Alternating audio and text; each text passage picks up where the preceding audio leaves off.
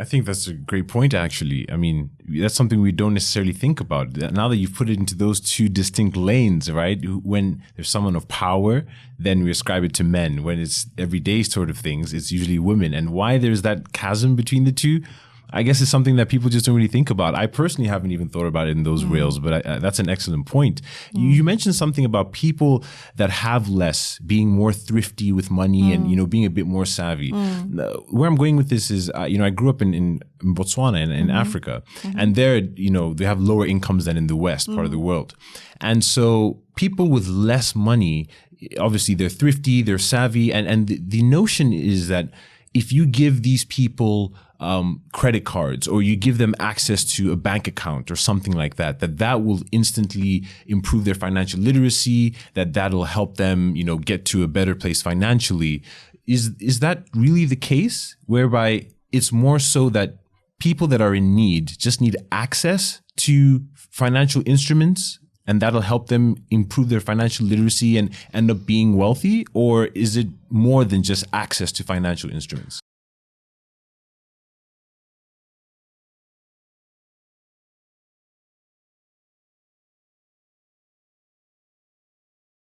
I think if one became wealthy just by having access, it would be a different picture. I think there are structures and organizations that helps to perpetuate and create and build assets which can then be passed down from generation to generation. I mean, that's real wealth. I'm not talking about just earning a lot of money. I'm talking about, so that you're leaving behind inheritance and that's been passed down through your generations, like Rothschild,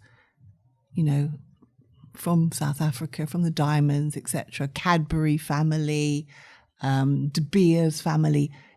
If we're talking about wealth and how people think that's different, so they're looking a long-term plan, whereas I think when you living with little, you're talking about survival. And when you're only dealing with survival, that gives you, I think, tremendous resilience. You take things in your stride, other things that would knock other more affluent people to one side. You will take it with your stride and you will keep going. But what it does do, it doesn't help you to plan far ahead, to the next generation. The difference being, I would just add, farmers. For instance, if you're planting a tree that might not actually flourish until well into your child's lifetime, you are planning ahead. 20 years, a tree that, 20 or 30 years you are. But I'm talking about, say, in the more urban settings. So what I've been interested in the last sort of about 3 years has been pioneering this notion of education for wealth. Just before you go on to that, a lot of people don't understand that distinction between being rich or having a high income and wealth, right? Because they're two different things. Yeah. In your opinion, what is the fundamental difference between those two things? Well, in monetary terms, I think to be in the wealthy category, you're talking about more than millionaires, and you're talking about assets that can be then, as I said, sent down your generations. I think wealth for me, actually, wealth is more than money. And I wanted to talk about that. That's why when I go on about education for wealth. But in the financial sense, I think, being a high income earner, those people who are in those kind of brackets, they're making sure that they're making investments, whether it's for pension pots, whether it's a second, third or fourth home, whether it's investments in other kinds of portfolios, property which bring returns, or investing venture capital, those kinds of things. They're doing that. Whereas I think most of us have just been taught to become, you could even call it like a wage slave. Yeah. So you're going incrementally up the ladder, and it's very incrementally, very small, particularly in the UK. I think in the US you have bigger jumps and more scope, but here I think it is very measured and very small jumps. So what I've come to understand wealth to be now is far more encompassing than money. For instance, particularly that's what I've learned from when I've been going abroad, talking about or listening to people about education for wealth. If you haven't got your health, so if you're talking about education for wealth, as we have been in somewhere like the Gambia, where you haven't even got a cardiologist for the population, or, cancer specialists, or you have, all these. So what does it mean then? You go to school, you get sick, you die. So some other people are saying health is wealth. In terms of from a country perspective, which is what we have been doing, we've been talking about that. How is wealth created for your country? Yeah.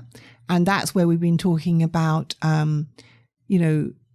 let's talk about different African countries. It's not about aid. It's about trade and investment and taxing.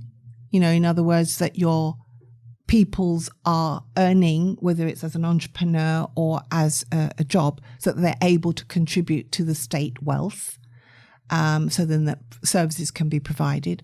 So that means that they have to have sovereignty over their vast resources. I mean, how is it you can have so many African countries that are so cash poor when they're so, the richest, it's the richest planet it's the richest continent on the planet in terms of what it has, from water to oil to diamonds to coltan to uranium to everything.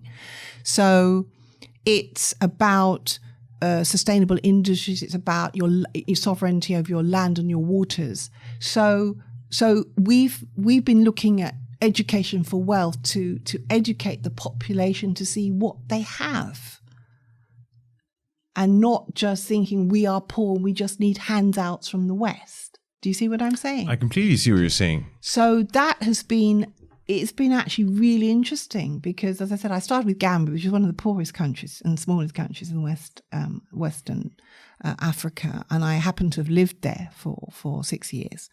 I was the head of their top international school there.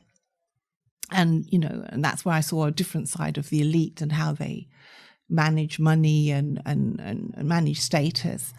But it wasn't until I'd come here and gone back there and this idea of education for wealth, because usually in developing countries, you're talking about education for poverty reduction, education for higher quality, but no one is making the direct link between, if you are going to invest in all this money, how is that going to make people and your country more economically developed? Making those links much more explicit.